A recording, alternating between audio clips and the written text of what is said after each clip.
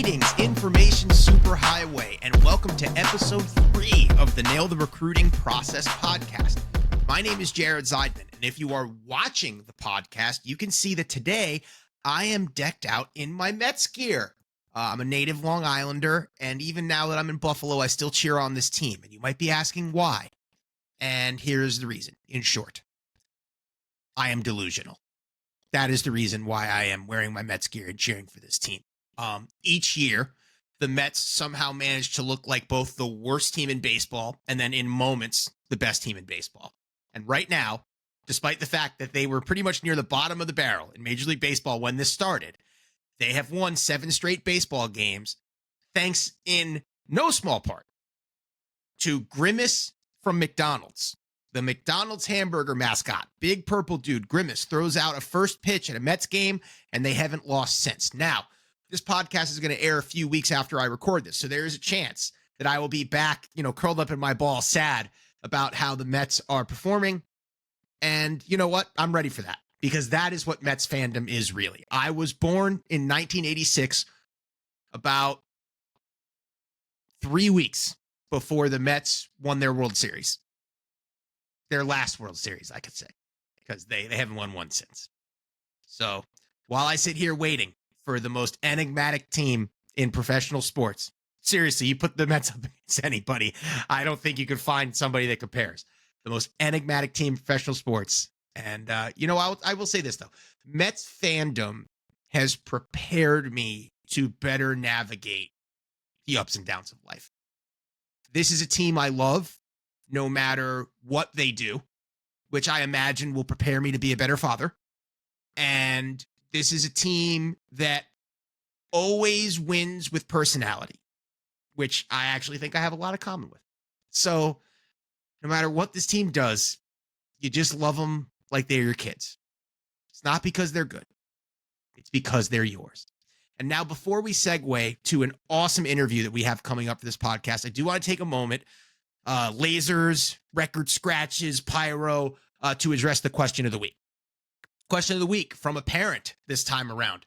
How do we prepare for the balancing of academics and athletics at the collegiate level? Specifically, is there anything we can do right now to make that transition a little bit easier? And my response was a response that's pragmatic and structured so that it can address both sides of the academic coin. Because the reality is everybody working their hardest produces a little bit differently, because classes are a very old school function. A lot of times, not everybody studies the same, not everybody writes the same.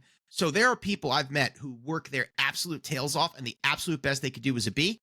There are some people who I've seen moonwalk to a 4.0. So I want to have a strategy that addresses both of those people and deals on the currency of time. Here would be my strategy. From Sunday to Thursday. So from Sunday to Thursday, there is a mandated 2-hour study hall in your home where they are studying, working on homework, getting caught up on a project, or of note, getting ahead. And here's what I mean by that. Some of you might be winding up to ask me, well, what if my kid doesn't have 2 hours of work to do that day? Then they get ahead so that they have less work to do later. And more importantly, if something were to come up, say you're traveling for a road game and you get stuck on the road because of weather, or something gets rescheduled and you thought you were going to be able to make a class, but because there's a game, you're going to be missing class that day, or you get sick or you get injured and you have to go check something out, or life happens. College students just miss class from time to time. You are ahead and you feel good about being ahead, because I can tell you in my time coaching, both at the D3 and D1 level, we've had players unexpectedly miss class, and the athletes that were already ahead and had gotten ahead in their work handled that situation with significantly less panic, for lack of a better word. So again, study hall, Sunday through Thursday, 2 hours at a time. That's how we get our athletes ready. Okay, cue those sounds again. That was our question of the week. If you have other questions that you want answered here, and I will also, again, make an effort to answer questions more pertinently if they're time sensitive on my social media channel at Nail the Recruiting Process, which is on Instagram, or at Jared the Coach on TikTok and Twitter. But if you have those questions that you want answered, please email them to me. recruitinggear@gmail.com. That's the word recruiting and the word gear combined to form one word, recruitinggear@gmail.com. Now let's talk about today's guest because she is a good one. Colleen Ames, currently the head coach of the Cortland Red Dragons, a great Division III athletics program and a great academic institution that's part of the State University system in New York. So the New Yorkers, people on the East Coast, are going to know this school as SUNY Cortland. Everyone else knows them as Cortland University. Colleen is a really special person to have on this podcast.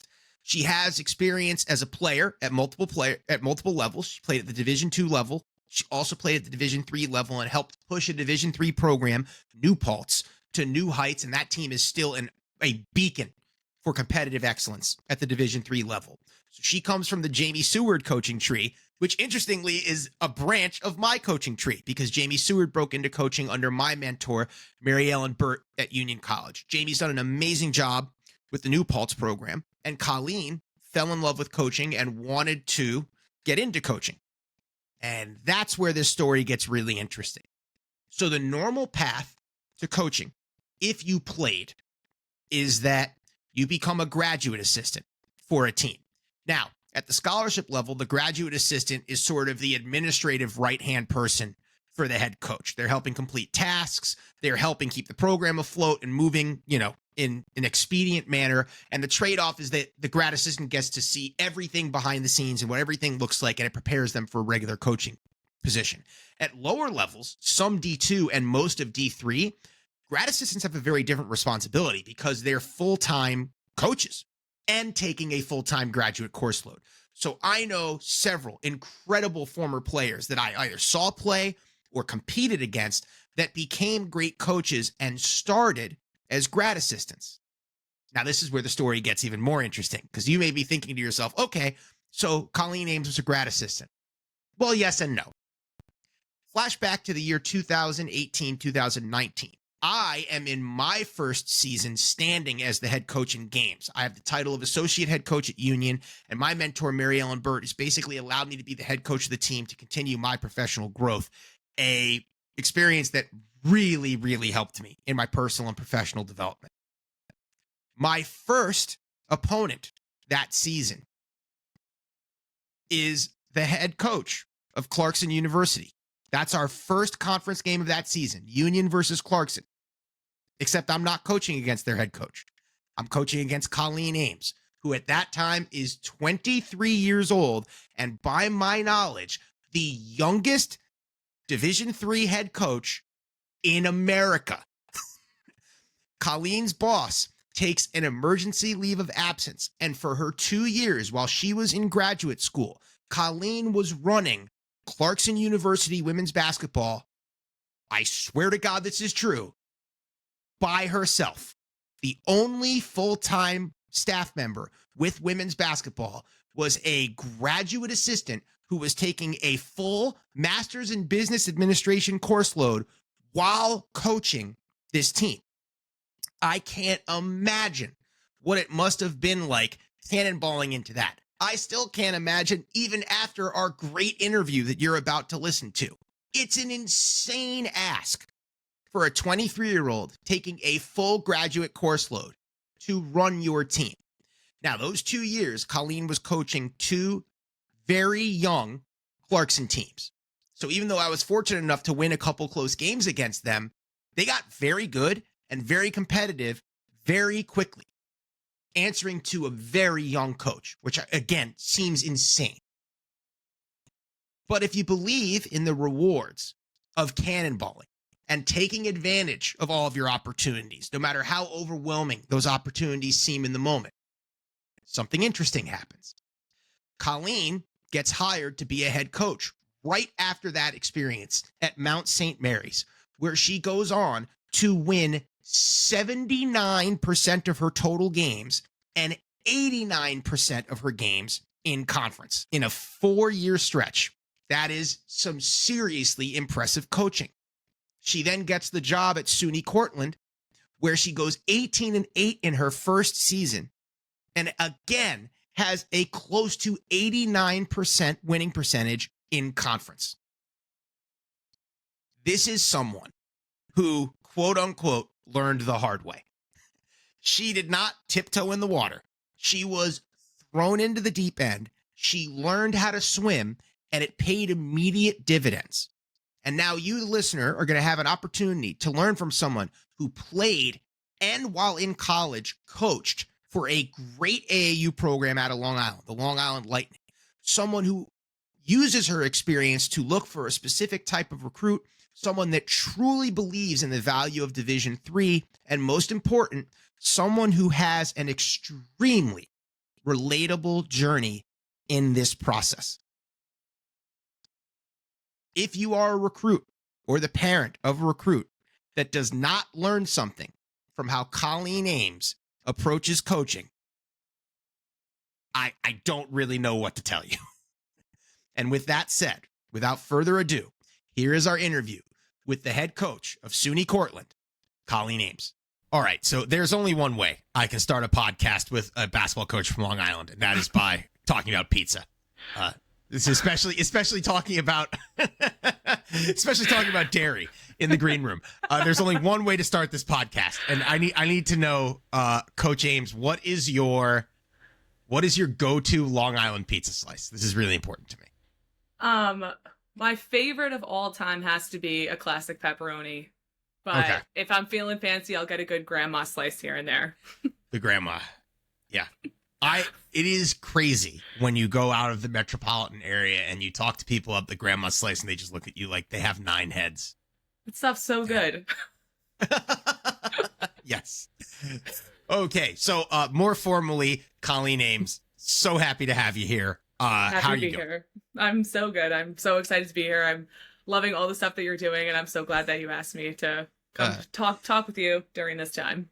All right. So I want to right off the bat, I want to kind of peek behind the curtain a little bit, because you and I have known each other for a while, and I think that parts of your story can resonate tremendously with anyone considering going on any journey could learn from you. But obviously you have a lot of very specific basketball experiences that I talked about in the intro that are so unique, especially because you really started on a deliberate coaching journey, not much older than someone would be really diving into being an athlete themselves. So I really want to dive into this pretty hard right off the rip so that anyone listening can be like, wow, I can really relate to this person, as opposed to the balding guy on the other side of the thing. So if you're ready, I want to get after this like pretty hard.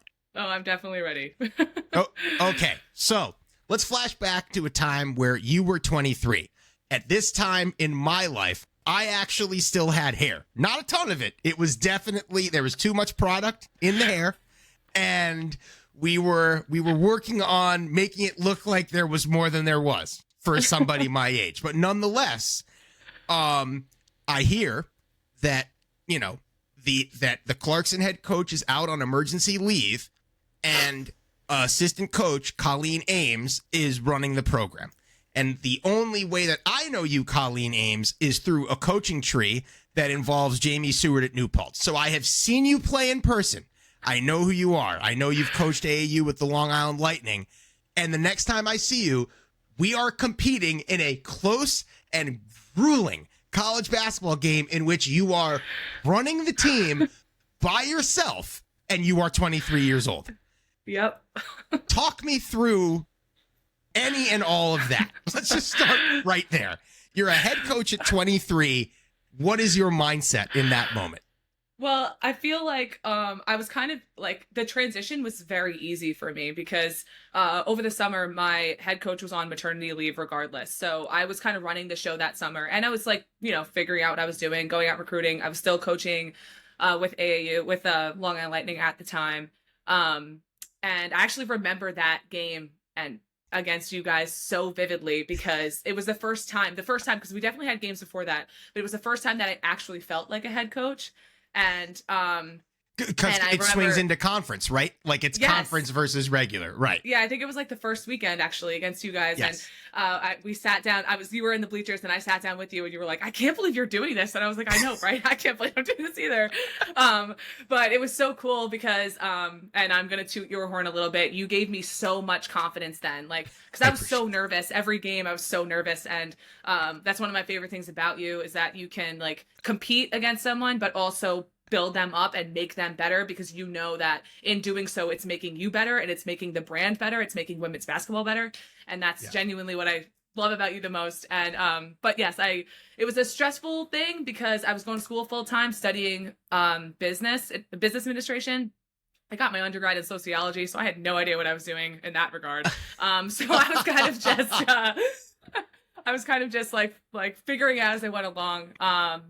But it was stressful, and it wasn't really until recently. I was actually at Island Garden this recruiting season, and I was sitting with Kerry Connolly from St. Joe's, Long Island, and he another Lightning alum. Yes, and he mentioned to me how coaches really need to realize that when you are your first year as a head coach, it's just kind of like it doesn't matter what happens. Because you're still figuring out what you're doing. You're probably going to lose a lot of games. And it's just like, it doesn't matter. And I'm so grateful that the year that I was supposed to be feeling that way was the year that I didn't have control over anything that happened because it was so new and so different. And I didn't have an assistant coach. So it was just a very like stressful thing. So I'm so glad that that's how my career started because I feel like it allowed me to build confidence so much easier moving forward. So I want to stick with that subject of confidence because something I can't imagine, and I made the joke about my balding hair, but like, dude, I feel like if I'm giving instructions to a college student, even if they doubt me, they're like, oh, that dude's got a receding hairline. He's been around. He's probably right. Like I should listen to him. So obviously you and I, jokes aside, behind the scenes, we have our strategies to generate buy-in. But I genuinely can't imagine what it was like for you to try to generate buy-in when, if there's a redshirt senior on that team, and by the way, there was, if there's a redshirt senior on that team, you're the same age as them. Like, so talk to me about that experience. What was it like? Were there any things you did or like kept an eye on to try to generate buy-in at your age? And obviously, how did that impact, to your point, the exact first year thing, which is this is one giant learning experience? I feel like I have to credit that to Coach Seward at New Paltz because the way he ran his program was so mutual respect. It's like if you want respect from me, you have to give it, and it was the same thing. Walking into the gym at Clarkson, I was faking it. I was like, I'm nervous. I'm like, these girls are my age. They probably don't think I know what I'm talking about, but I came in with a sense of authority because I felt like I did know what I was talking about.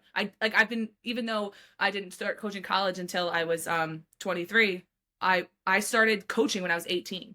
And I started coaching with Greg Flynn when I was 18 years old. And I was involved in the coaching decisions when I played for him. After games, Greg Flynn would give me a phone call when I was 14 years old, and we would talk about how the game went and talk about the strategies and what we did right, what we did wrong, what worked, what didn't.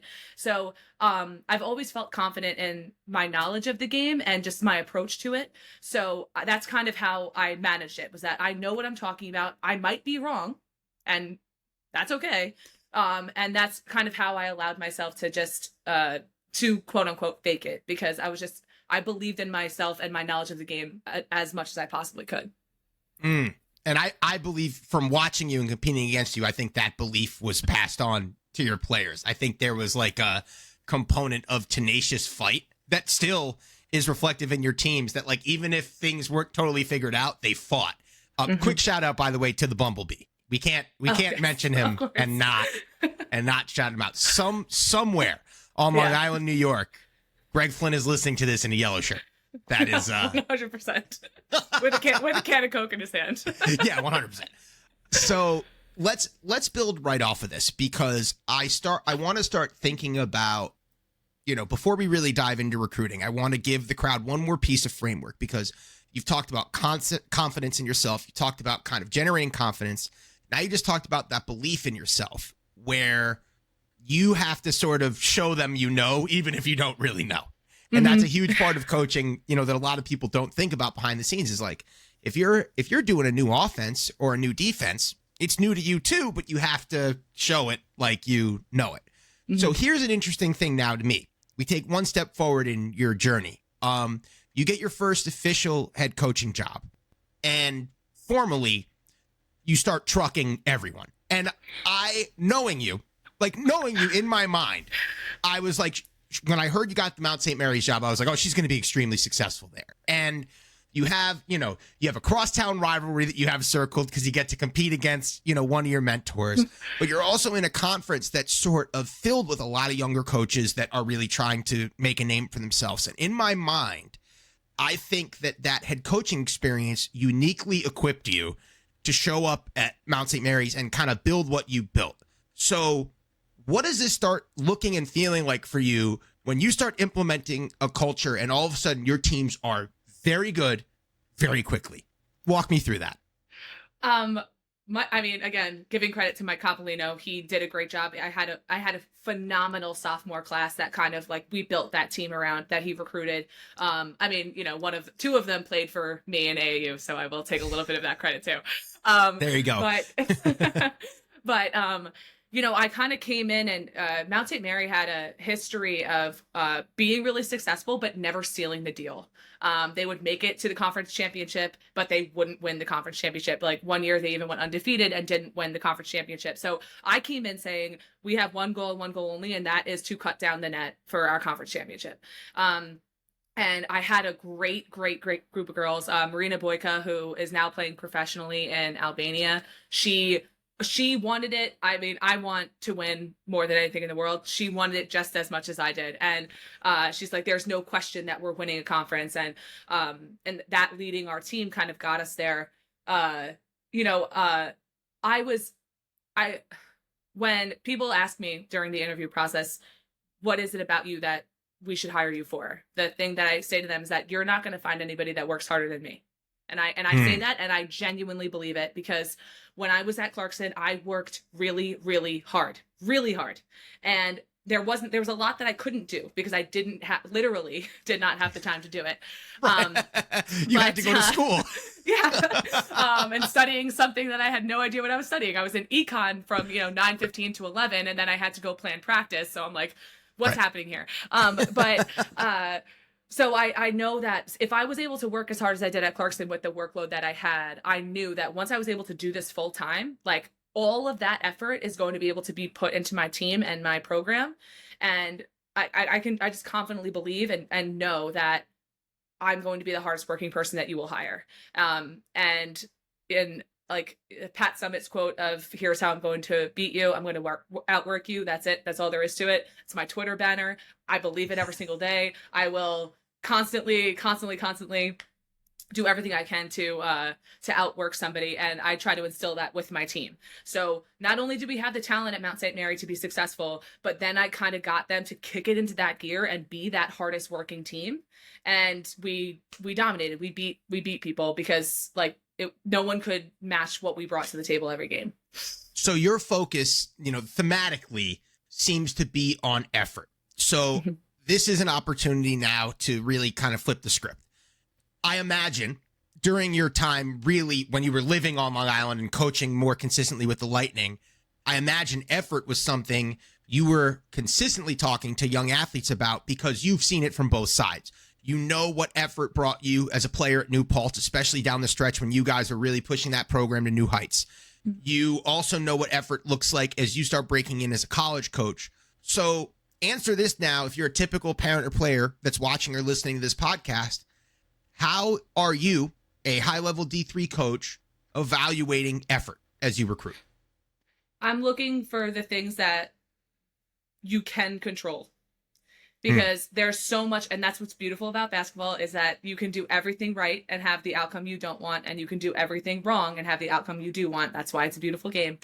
But I'm looking at the things like, are you doing what you can control to the best of your ability all the time? Are you defending as hard as you possibly can? Are you rebounding as hard as you possibly can? Are you diving on the floor? Are you communicating with your teammates? Are you are you the hardest working kid on the floor? That's the kid that I want to recruit. Now that I'm at Cortland, like I get to pick that athlete, and they're also extremely talented. And Mm. that's really how I evaluate it. It's such an intangible thing, but you can tell when a kid is faking the hustle and when a kid is genuinely doing everything they can to achieve that hustle. So that's what I look for. That's what my assistant coach looks for, and that's what we try to bring in. So a mentor of mine and I, when we have taught our players, like, hey, just so you know, we know what fake hustle means. We say that sometimes in practice. And the example I use for fake hustle, and I'd love to see if you kind of have the same visual as me, is like, hey, you can cross the street and you have time and there's a car kind of coming. So you like performatively jog, but you don't actually move any faster than walking. And you only do that to show that car that, like, see, I see. So I'm performative. Yeah, you got it. The arms and everything. That to me is like quintessential fake hustle. Is that kind of the messaging that you're sort of referring to, is like, hey, I know what's a performance versus what's authentic? That's kind of your meat and potatoes. Yeah, 100%. Like, my least favorite thing is when a ball is going out of bounds and it's clearly out of bounds and they'll dive to save it from going in bounds. It's like, you're just going to get yourself hurt. Like, that's not real. Like, we don't need that. Like, it's just do a little bit less there. Right. And doing that, by the way, doesn't substitute for the last 7 possessions when you didn't box out. Exactly. Like, yes. No, I'm with you on that.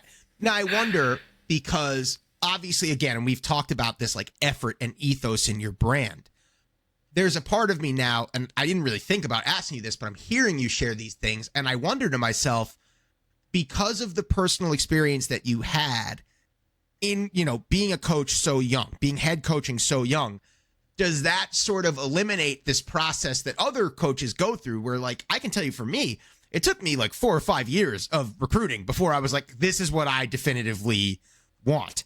I wonder if that was kind of cut short for you because of your AAU experience combined with being put in the driver's seat right off the rip. So I'd love to know, in so many words, how did your journey impact your lens on recruiting? That's a really good question. When I was coaching AAU, Flynn and I evaluated players all the time. Like, we would, like, because we're preparing for the teams that we're going to play, we're evaluating our own players, et cetera, et cetera. Something that coaching AAU, like, genuinely helped my college coaching experience is the fact that I was on the other side of it, and I cared so deeply about these girls, and I wanted them to go to a place that they were going to have a fit that was right for them.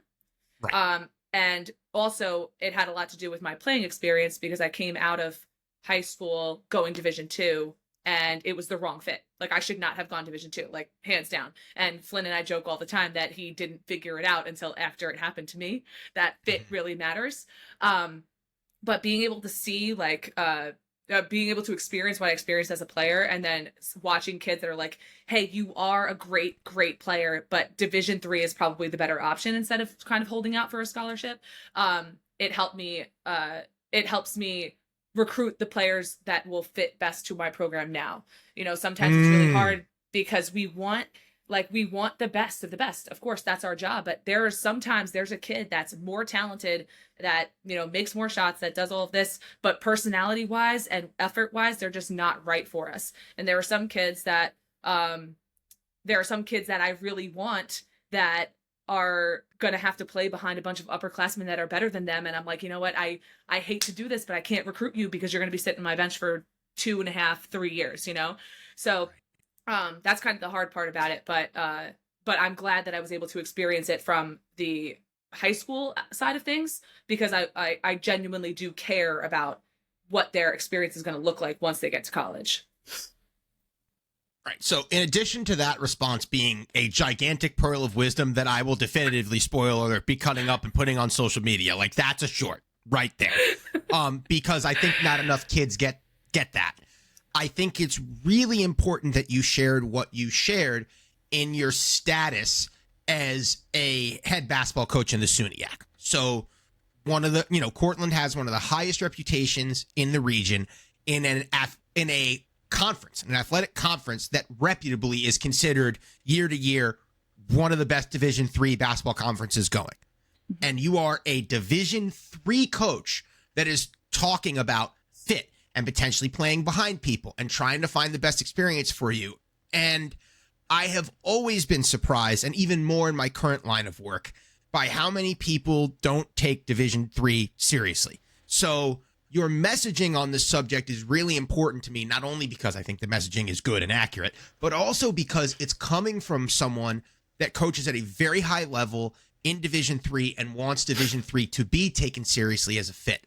So with that said, Colleen, I see a lot of misunderstandings about what Division III basketball actually is. You have a unique pedestal right now where you can maybe help me convey that message because you're actively coaching at a very high level in Division III.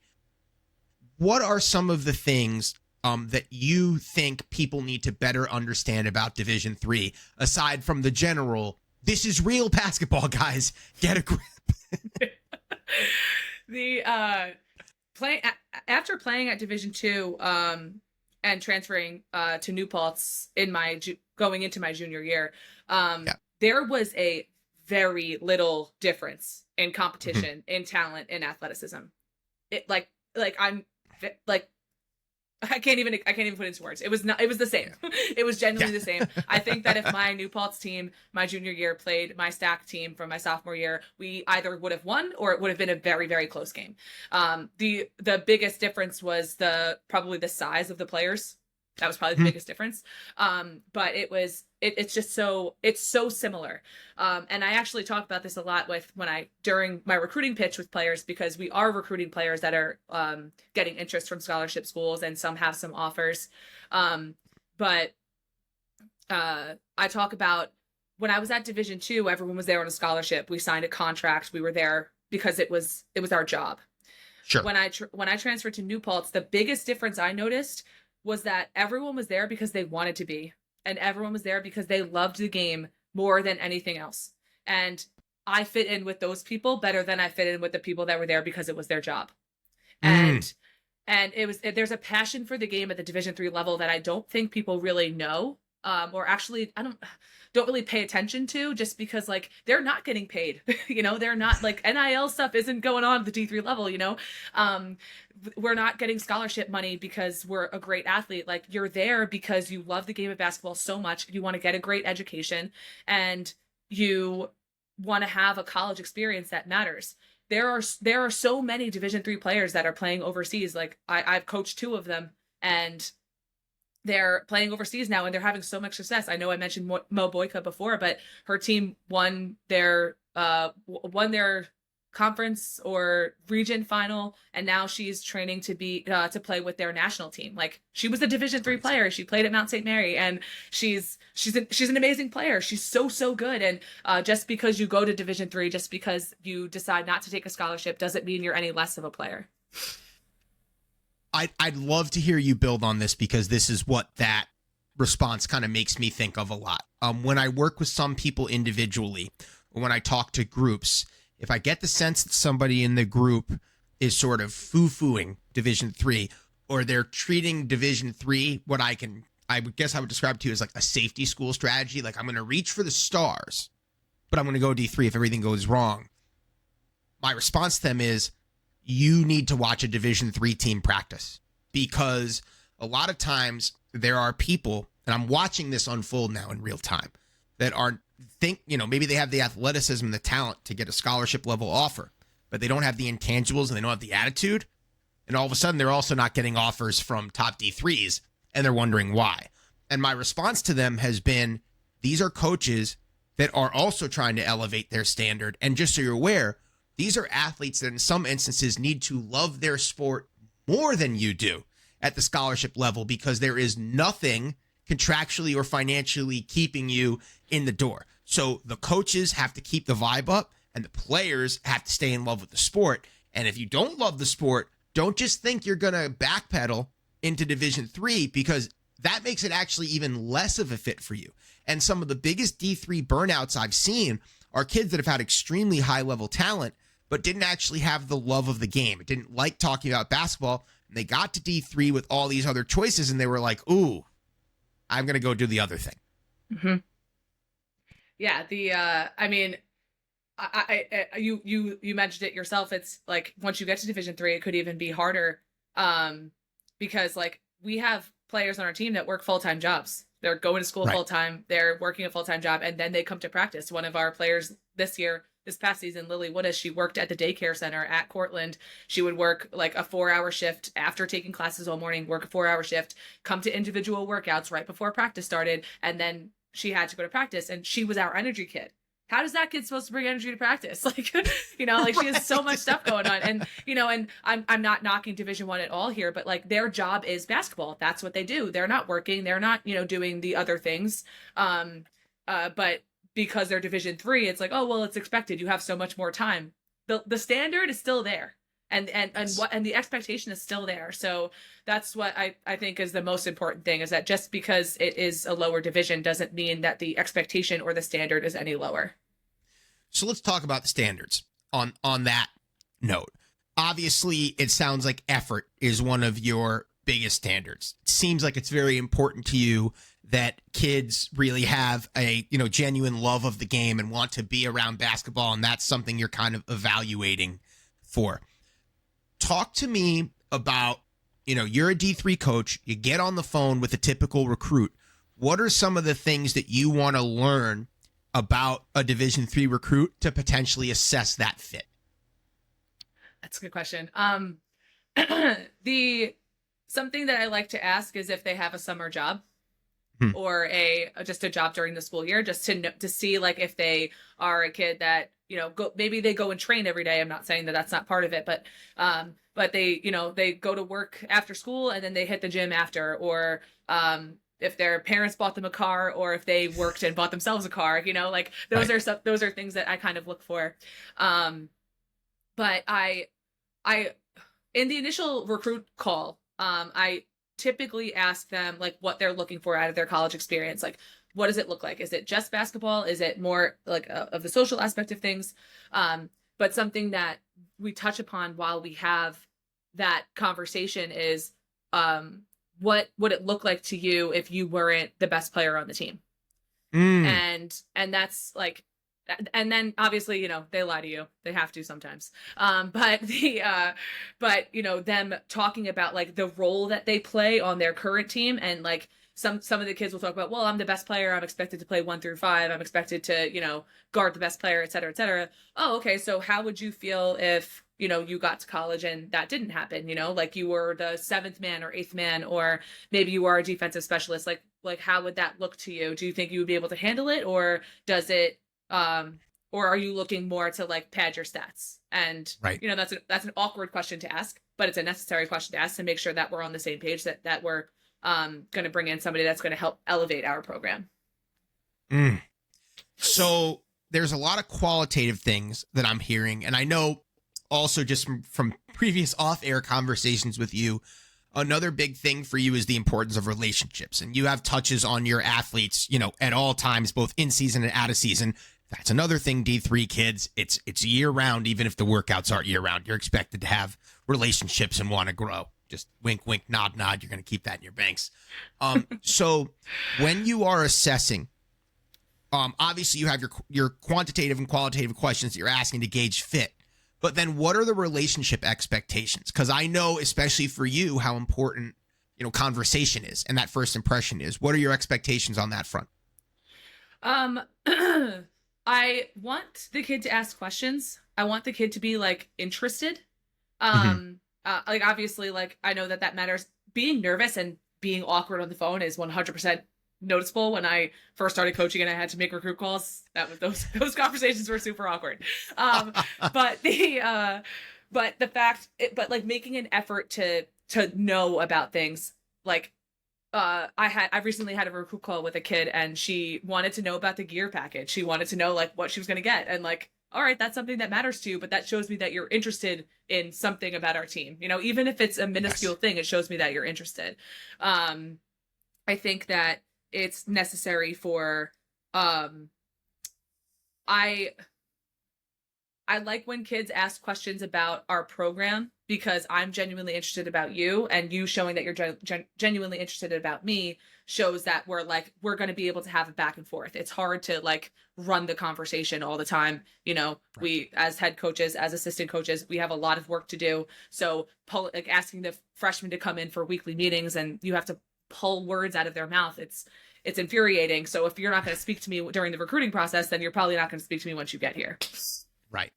And I do try to say this to people, and a piece of feedback I tend to get from parents is like, oh, so why is this so much like a job interview? And I was like, well, because it kind of is. And I'm not going to be coaching you. I'm going to be coaching your kid. So if I can't have a conversation with your kid, then I get nervous. Like when I'm talking to you, I'm writing down what you say, but I'm also like doing a forecast of what you're going to be like 3 years from now. And if you can only hit me with a one-word response right now, what's it going to look like 3 years from now? You pulling teeth is a really good, assessment. And just by the way, for a typical listener that's already like getting ready to fire up in the comments, like, but they're kids. Well, not every first year goes from super conversational to like, I'm going to lead the team 3 years from now. We help grow people, but growing is kind of refining and polishing and not transforming. And at a competitive level, we need to be able to see evidence that you're going to grow. So like, is that kind of the evidence that you're looking for in conversation? Like, show me something that indicates once you get here, we got you. Is that kind of what you're saying? Absolutely. One of the things that we talk about when we are recruiting at our level, we are kind of recruiting the parents too, because typically the parents are paying for the education. So when they're here for a visit, one of the things I say to their parents is that you did the hard work. You raised her. You made her into the person that she is. My job as a coach is to make you feel safe that she's going to be here and she's going to be okay. One of the other things that we're going to do is take all of the morals and all of the values that you instilled in her and turn them into characteristics, because you're not over her shoulder telling her you can't go out with your friends if you don't do this, you can't take the car if you don't do that. So we want that to be the character, and we want to turn the girl into the person that she's going to be when nobody's watching and no one's telling her to do those things. So so it's important to me to I understand that you're going to be awkward in the beginning and it's going to be uncomfortable, but I want to make sure that you have at least the foundation and the groundwork to be the person that we're going to need you to be by sophomore, junior year. I love that. So something else, and I mean, it shouldn't surprise me that you're dropping bombs because you've always struck me as a very positive and like authentic person. A little anecdote for people that maybe don't know Long Island as well as Colleen and I. I mean, no disrespect to the people of Long Island, but especially over the years, Long Island can, in some respects, be a frivolous place. Not everybody is authentic. You made reference, Colleen, to the Island Garden before. That is the basketball place on Long Island. Like, there's only one. So, your choices, once you kind of make your choice on Long Island, there's certain directions that you go. And something that has always struck me about you personally, Colleen, is what I would describe as your personally unfiltered brand of authenticity. I get called authentic a lot, and I think something that draws me to you as a coach is that you are tremendously authentic. Like, you coach, but you are a, presence, an authentic presence when you coach. So I'd like to know from your perspective, and I think young people will learn a lot from this. Why is authenticity so important to you as a coach, and how do you feel authenticity impacts teams? I like that you're using the word authenticity, because the word that I would use is vulnerability. Because I think that when you can be vulnerable, that you don't know it all and that you don't have it all together, people believe in you more, which is so backwards. But it's, we talked about this earlier a little bit, like you kind of have to fake it. But like when I'm teaching my team a new offense and I don't know something, I tell them I don't know it. And I'm going to find out though, because that's what makes me a good coach, is because I'm always looking to find it out. But I like that you're using authenticity, because you're genuinely being yourself, but to kind of steer it in the direction of vulnerability, it's such an overlooked quality of a leader, and I know I keep speaking about her, but Marina Boyko, this girl was the meanest girl of all time. She was so mean. She, like, everyone was afraid of her. She's Albanian, so she's like, she's like super like angry all the time. It's mean in a different language. Like, you don't really know her intentions. I know exactly what you're talking about. Yes. Yeah. And she came in and sat down with me right before her senior year, and she's like, how am I going to get this team to follow me? And I was like, you need to like lighten up a bit. Like, everyone's afraid of you. They're afraid to make you mad. So like, just, you care so much, and I know you do because you tell me, but like, tell them, show them how much you care and show them how much this means to you. And yeah, that might make you look a little soft, but it's gonna make them believe that like they're gonna do anything that they can for you, because you're showing them how deeply and passionately you care about this. And that's just kind of how I try to present myself to recruits, to my team, to people that I work with. But the being your fully authentic self is the only way to really truly live a passionate filled journey as a coach, in my opinion. I love that, because there's also a huge component of what you just shared, which is meeting these young people where they are. If they look at somebody like you or I, and it's, we're just another know-it-all that presents zero flaws and, has this air about ourselves that's like, no, I'm right about everything, then what's their impetus to ever reflect anything but that? And just, so if we can lead and take a step in, and to your point, be vulnerable, be our authentic selves, and be like, yo, if there's a moment where you ask me a great question and I'm like, I don't actually know how we're going to do this in a game yet. Let me get back to you on that. I got to think about this one. Sometimes that's more helpful than pontificating and saying the wrong thing. Mm-hmm. And I really, really like that. And I think that's a very important lesson for athletes going through this process. Sometimes, like I'll use the old restaurant analogy, Colleen. Sometimes the best answer if you're a waiter is, I don't know, let me go ask the chef. Especially you don't know who at the table is allergic, so you don't answer that question the right way, and all of a sudden you give somebody like a horrible allergic reaction at the table. Like, those things matter. So, yes, absolutely. I love that. Okay, let's dive into my last sort of thing. I have been giving anyone in a coaching capacity that's been talking to me the opportunity to sort of myth bust the recruiting process. You and I know each other very well, but one of the things you may not know is that I've had to really hook and reel some people that have asked some very interesting questions that, while interesting and potentially a good question, really show an uninformed reflection about what college sports actually is day to day. You were one of the people that helped me put this data together and, participated and were involved. And you were one of the people that was like, part of the battle I'm fighting is that information gap. So I want to kind of give you a podium to address the parts of the information gap, specifically about Division III basketball, that you're most passionate about. Let's say the things we've already covered are, you have to commit, you have to really love it. What are some other big myths about the recruiting process that you kind of want to bust for our listeners right now? The thing that comes to mind most is one of your spiels that you went on is about how college coaches are car salesmen. And okay. I loved that, because that is so true. It's especially not so much now that I'm at Cortland, but when I was at Mount St. Mary, it's like, we're selling you something that is so expensive and it's really going to be hard to pay for, but we really want you to come play for us. And like, we're car salesmen. We're trying to sell a product to you. It's hard. Yes. But the recruiting process is more than just that.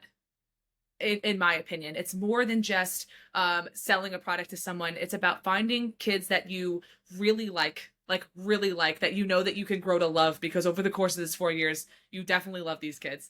And and sometimes when we're trying to make this pitch and we are trying to sell things to you, things can get kind of mistranslated. I want in the sense that, again, we touched upon this before, but I really like this kid. I think that you're a freaking awesome player and I really want to coach you, but I think you would have a better experience elsewhere. And that's kind of what I want. I pride myself on being really honest during the recruiting process, because I don't want to make promises to kids that I can't keep. Sure. But there are sometimes, like, there's a kid that I just like, I love this kid. She's going to be so good and she would be a stud, but she's going to be sitting behind people. And just understanding that when we tell you that, it's not that we think that you're a bad player. It's not that we think that you're not good enough, because that's not it. It's that we, at least, and I don't want to say we, my sense is that I want you to have the best possible experience you can have in every way of your college of your college playing career. It's really hard for us. It's really hard for me to get to tell a kid, no, I'm sorry, we don't have room for you, when you built this relationship, when you got to know the kid and their parents and their siblings and their job that they did and their dog and all this stuff. You got to know them really well, and then you have to tell them, hey, by the way, I'm sorry, I don't have room for you on my roster. That kills. That genuinely kills. And it hurts just as much as when a kid is telling a coach, I'm sorry, I'm not coming to play for you. But it's the relationship that you build with student athletes starts during the recruiting process. And now that I am at a place that that I'm pretty solid in where I am, and I think I'll be here for a pretty long time, I'm beginning the recruiting process earlier with some kids. So you get to know them really well, and having to say no or being told no, it hurts, but it's part of it. This is the job. This is what we signed up for. And it goes both ways. The what is it? The knife cuts both ways or something like that. Oh, that was deep. That's actually my first time hearing that expression, but I get it. And I think I think most kids don't understand that we hear no more than we hear yes too. Yeah. That's so interesting. Mm-hmm. So with that in mind, obviously I don't want to name names, but there is a lot to sales and recruiting. Mm-hmm. And I think a big challenge we face in our profession is that, there aren't many professions where the salespeople are actually also responsible for the product. So you are both selling the product and manufacturing the product. Mm-hmm. Is there any word of caution that you would give people about potentially falling for a sales pitch? I have my thoughts specifically as it pertains to playing time, but I wonder if there's anything, on your mind about that. I would say any time a coach promises you anything, it's a red flag.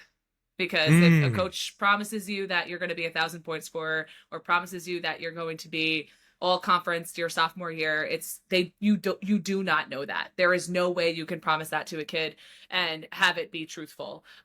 Unless you're starting a program from scratch, you can't promise a kid anything. You can't promise a kid playing time. You can't promise a kid how many points they're going to score or anything, because you genuinely don't know what's going to happen, especially now being at a place like Cortland, we get interest from kids at the Division I level that want to transfer down, and it's like, that kid's really, really good. Like, they're probably better than the kids that we were recruiting. So I can't promise the kids that we're recruiting anything, because that might happen and then things change. So when we talk about this with potential recruits, we tell them that everything that you are going to get has to be earned. And this is where I see you. This is our evaluation of you, and this is what I think you can do. But if you don't do the work, if you don't buy in the way that we need you to buy in, then none of that's going to happen. If you're not committed to the vision and the program as much as we need you to be, then it's not going to happen. It's ultimately up to you to what your experience is going to look like. So by no means is the question I'm about to ask you intentional or planned. But this is so interesting to me because I think we've hit three really important notes that kind of bring this conversation full circle. First of all is work ethic. I'm doing something new, so I might as well go as hard as I can because this is the experience I feel like these people deserve. And, work ethics fuels teams, and you and I both know that. But then we talk about this vulnerability component. It's like, no matter how hard I'm working, doesn't mean I'm right about everything. I'm on this journey with you. And those two things combine to build real valuable relationships. But now this last thing you're talking about is the importance of honesty in a relationship, and how as you start to build these relationships, people are going to recognize pretty quickly that, the best coaches are the ones that are going to be honest with me, even if I don't love what they're saying. And I think that messaging is really, really important. So I guess now turning those three values on you. Sounds like work ethic is extremely important. Vulnerability is extremely important. That honesty and the ability to build honest relationships is really important. Does that, carry weight in your day-to-day operations with your teams? And spoiler alert, I already know the answer to this, but I want recruits to hear this. How often are you trying to day-to-day actually instill these values in your team in ways that might not even involve basketball? It's in everything that we do. Everything that we do, those things fall into place. We talk about it with them being in the classroom. We talk about it in their relationships with other people outside of basketball. And I think the word that kind of sums up everything that we just talked about is dependability. Are you a dependable person? Are you somebody that you can rely on? Coach Carly and myself, my assistant coach, we talk about flakiness all the time and how it's our least favorite quality. And if you tell me you're going to be somewhere and do something, I expect you to be there and do it. And that's it. And it doesn't matter what it's called. Like, we had a 5th-year senior who picked up our freshman this past season, picked up our freshman for practice every single day. She was dependable. She was consistent, and it's what we needed from her. That had nothing to do with anything, it's just the type of person that she was, and that's what we expect out of you. And in turn, I have to be that way too. If I tell them I'm going to if I tell them I'm going to be somewhere and do something, then I need to be there and do it. And it's that dependability, and if you can rely on that person, is something that we instill in our players in everything that they do all the time. It's almost like wink, wink, nudge, nudge. Dependability and the reliability of people, and having enough good, dependable, and reliable people contributes to having a successful college basketball program. Amazing. What do I know? I'm not a doctor. I'm, and on the subject of good people, this will be your last one. That question I thought was going to be your last question, but you mentioned someone by name that I thought was important. So in addition to being the youngest head coach I can ever remember, you're also the youngest person that I can think of that has a coaching tree. So one of the first chair of your coaching tree is someone that I coached against during your time at Clarkson, who is now with you at Cortland. She was regarded this is a kid that on my scouts, we intentionally, I don't know if you remember this, put our tallest kid on her because I was like, she's smart and she understands the game. So you're guarding her because she can't get going. So I thought I gave that kid the ultimate sign of respect. Talk to us about Carly Ames, because I know how important she is to you. And I also know that she's a rising star in our profession. Carly is genuinely the best assistant coach I ever could have asked for. As you alluded to, I coached her freshman and sophomore year at Clarkson. She was a captain in my interim year. She was my go-to kid. We only had 9 players on the team at the time, and she gave everything she had all the time, and that dependability and accountability and consistency bled into her coaching career. She's genuinely the greatest, and she's somebody that is being affected by the young person aspect of things, because she's not only is she 24 years old, but she looks like she's 21 years old. So she has a really hard time getting her foot in the door because people just think she's so young, but she has an excellent mind. She works so hard. She rivals me in how hard she works. And she is going to be a phenomenal head coach when somebody does give her the opportunity. It's funny. Human beings are very interesting, Colleen. So here I am talking to someone who got their break very young. And did they have everything figured out? No, but maybe they used that experience to learn by cannonballing, and then they were literally immediately successful the first time someone took a shot at them. And it's so interesting that we do live in a world where you can see that person as Exhibit A, but still be nervous about the person in Exhibit B. And it drives me nuts that the world works this way. But what I will say is there is an open invitation once Carly secures that first head coaching job to sit in your spot of the window right now. This is where you are on my screen, Colleen. And there's an open invitation for her to come in that spot on her first head coaching job and really get an idea of, she'll have a different, I'm not saying better or worse, but a different lens than you, because she'll be looking to build something for the first time. And whereas I think her lens will be valuable in that moment, I think your lens is extremely valuable because of how much you've already shown, not only the coaching community, but the college basketball playing community, what can be accomplished by just working extremely hard, being open when you didn't have, when you didn't have the answers, being open with your team and really leveraging relationships. So let me first say thank you so much again for coming on, Coach Colleen Ames. This is a pleasure having you.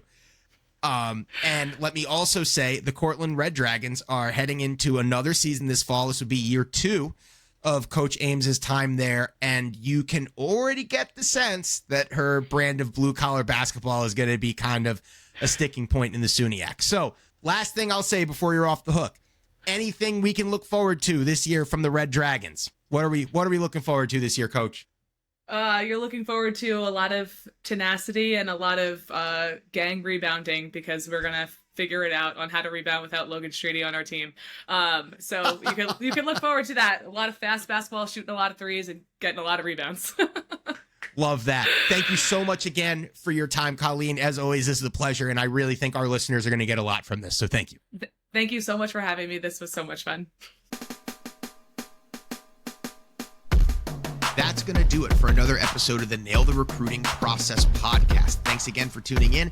I hope you got something out of today's podcast. If you'd like to learn more about anything related to Nail the Recruiting Process, the book, my work, maybe wanting to work with me one-on-one, anything under the sun, you're going to visit www.nailtherecruitingprocess.com. If you'd like to follow me on social media, you can follow me at Nail the Recruiting Process on Instagram or at Jared the Coach on Twitter and TikTok. Both of those handles are just one word, no characters, no spaces.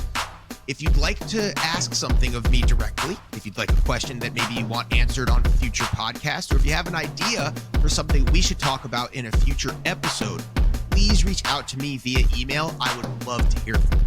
My email address is recruitinggear@gmail.com. That's the word recruiting, then the word gear combined. recruitinggear@gmail.com. Thanks again for listening, and we hope to catch you next time.